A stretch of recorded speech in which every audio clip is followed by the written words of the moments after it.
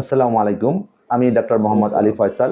আমি বাংলাদেশ মেডিকেল বিশ্ববিদ্যালয় অর্থাৎ সাবেক পিজি হাসপাতালে অর্থোপেডিক সার্জারি বিভাগের আর্থ্রোস্কোপি ও জয়েন্ট রিপ্লেসমেন্ট ইউনিটে সহযোগী অধ্যাপক হিসেবে কর্মরত আছি।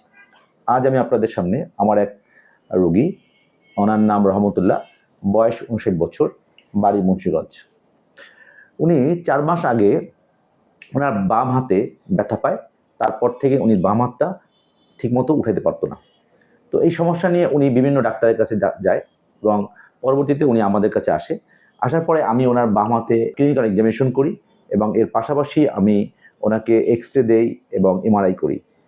এই ক্লিনিক্যাল এক্সামিনেশন, এক্স-রে এবং এমআরআইয়ের মাধ্যমে আমি কনফার্ম করতে পারি যে ওনার বাম হাতের মাংসপেশি ছিঁড়ে গিয়েছিল, অর্থাৎ বাম হাতের রোটেটর কাফ টিয়ার হয়েছে। এবং তখন আমি ওনাকে বুঝিয়ে বলি যে এই যে আপনার বাম হাতের মাংসপেশি ছিঁড়ে গেছে, এটার আপনার অপারেশন ছাড়া আপনি ভালো হবেন না এবং এটার একমাত্র চিকিৎসা হচ্ছে অপারেশন। এখন এই বাম হাতের যে কাঁধের যে মাংসপেশি ছিঁড়ে গেছে, এটা আমরা দুইভাবে অপারেশন করতে পারি। একটা হচ্ছে গিয়া কেটে অপারেশন করা যায়, আর একটা হচ্ছে না কেটে অপারেশন করা যায়। এবং কেটে অপারেশন করলে দেখা যায় যে অনেক সময় রোগীর রক্তপাত হয় এবং কাটা দাগ থাকে। এর পাশাপাশি অনেক সময় দেখা যায় যে জয়েন্টে স্টিফনেস ডেভেলপ করে, অর্থাৎ দেখা যায় যে কাঁধের জয়েন্টটা জমে যায়।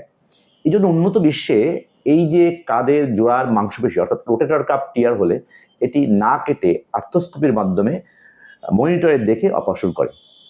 এবং আলহামদুলিল্লাহ আমরা এখন বাংলাদেশে এই অপারেশনটা আমি না কেটে আর্থ্রোস্কোপির মাধ্যমে এতে করতে পারি। এবং উনি রহমতুল্লাহ ওনাকে আমি এই কথা বুঝিয়ে বলার পরে উনি অপারেশনে রাজি হয় এবং ওনার এই অপারেশনটা আমি সম্পূর্ণভাবে আর্থ্রোস্কোপির মাধ্যমে মনিটরে দেখে না কেটে ছিদ্র করে এই অপারেশনটি সম্পন্ন করি। আজকে ওনার অপারেশনের পরে প্রায় 3.5 মাস অতিবাহিত হয়েছে এবং এখন উনি এবং এই 3.5 মাসের মধ্যে আমি ওনাকে অপারেশনের পরে যেভাবে নিয়মকানুন মেনে চলতে বলেছি উনি ঠিক সেইভাবেই নিয়মকানুন মেনে চলেছে। তো যার জন্য আজকে উনি এখন ওনার অপারেশনের পরে 3 মাস পরে 3.5 মাস পরে থেকে উনি এখন ঠিকমতো ওনার হাত উঠাইতে পারে। উনি এখন বাম হাত দিয়ে প্রায় অলমোস্ট সব কাজই করতে পারে এবং আগামী 6 মাস পরে ওনাকে আমি সব কাজই করতে বলবো, কোনো কাজে আর বাধা রাখবো না।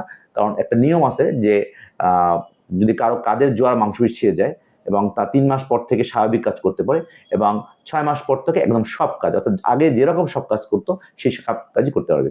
তো আমি আশা করি উনি 6 মাস পরে একদম সব কাজই করতে পারবে এবং উনি সম্পূর্ণ ভালো হয়ে যাবে।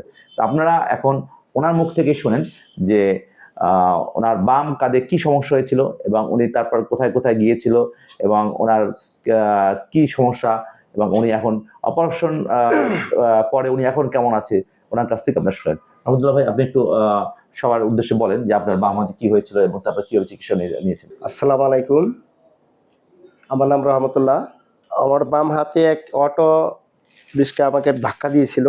ধাক্কা দেওয়ার পর আমি হাত উঠাইতে নামাইতে পারি না। আমি প্রাথমিক চিকিৎসা করি। চিকিৎসার পরে আমি বিভিন্ন ডাক্তারের কাছে যাই। আমার হাত ভালো হয় না।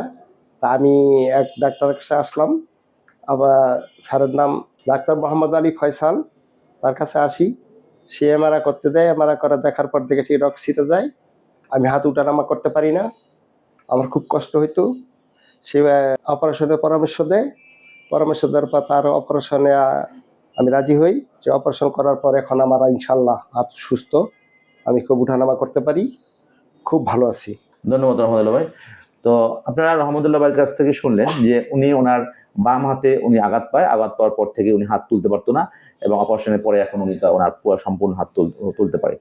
তো আপনাদের কাছে বলি যে আমি ওনার হাতে যে অপারেশনটা করেছি এটাকে কিন্তু সম্পূর্ণ না কেটে আর্থ্রোস্কোপির মাধ্যমে ক্যামেরায় দেখে বাইরে মনিটরের সাহায্যে আমি এই অপারেশনটা সম্পন্ন করি। আমি মনে করি এটি বাংলাদেশে একটি যুগান্তকারী অপারেশন, কারণ এটি আগে বাংলাদেশে সচরাচর অপারেশনটা হতো না। এই জন্য প্রায় অনেক রোগীকেই বিদেশে যেতে হতো। তো এখন আল্লাহর রহমতে এই অপারেশনের জন্য বিদেশ যেতে হবে না। তো আপনাদেরকে আমি এই কথা বলতে পারি যে আপনাদের কারো কাঁধে যদি মাংসপেশি ছিঁড়ে যায় অর্থাৎ রোটেটর কাফ টিয়ার হয়, আপনারা নিশ্চিন্তে আপনারা আমাদের কাছে অপারেশন করতে পারেন। আমরা ভালোভাবে আমরা এই অপারেশন করতে পারি। তো ধন্যবাদ আপনাদের সবাইকে এতক্ষণ আমাদের সাথে থাকার জন্য। আপনাদের কারো যদি কাঁধের জয়েন্টের সমস্যা থাকে, অর্থাৎ কাঁধের জয়েন্টে যদি কারো রিকায় শোল্ডার ডিসলোকেশন, অর্থাৎ বারবার কাঁধের জয়েন্ট সরে যায়, অথবা কারো যদি কাঁধের মাংসপেশি সরে যায়, অর্থাৎ রোটেটর কাফ টিয়ার, অর্থাৎ এই রহমতুল্লাহ ভাইয়ের যে রোগটা হয়েছিল সেরকম সমস্যা হয়, অথবা কারো যদি স্ল্যাপ লেশন হয়ে থাকে, অথবা কাঁধের যদি অন্য কোনো সমস্যা থাকে, আপনারা আমাদের সাথে যোগাযোগ করতে পারেন। অথবা কারো যদি নি জয়েন্টে যদি কোনো সমস্যা থাকে, অর্থাৎ কারো যদি এসিএল, পিসিএল, মিনিসকাস টিয়ার থাকে, অথবা অস্টিও আর্থ্রাইটিস নি জয়েন্ট থাকে, তাহলে সে সমস্যা নিয়েও আপনারা আমার সাথে যোগাযোগ করতে পারেন। অথবা এছাড়া কারো যদি হিপ জয়েন্টের সমস্যা থাকে, হিপ জয়েন্টের অ্যানকাইলোসড হিপ, তারপরে হচ্ছে avascular necrosis of the femoral head, অথবা osteoarthritis of the hip যদি হয়ে থাকে, সেক্ষেত্রে যদি কারো যদি টোটাল হিপ রিপ্লেসমেন্ট করা লাগে, সেই সমস্যা নিয়েও আপনারা আমার সাথে যোগাযোগ করতে পারেন। আমি সকালে আমার অফিস বাংলাদেশ মেডিকেল ইউনিভার্সিটি, অর্থাৎ সাবেক পিজি হাসপাতালে বসি, এবং বিকাল 5টা থেকে 8টা পর্যন্ত ধানমন্ডি পপুলার ভবন 6 402 নম্বর রুমে বসি। আপনাদের যে কোনো সমস্যা নিয়ে আপনারা আমার সাথে যোগাযোগ করতে পারেন। ধন্যবাদ সবাইকে এতক্ষণ আমার সাথে থাকার জন্য।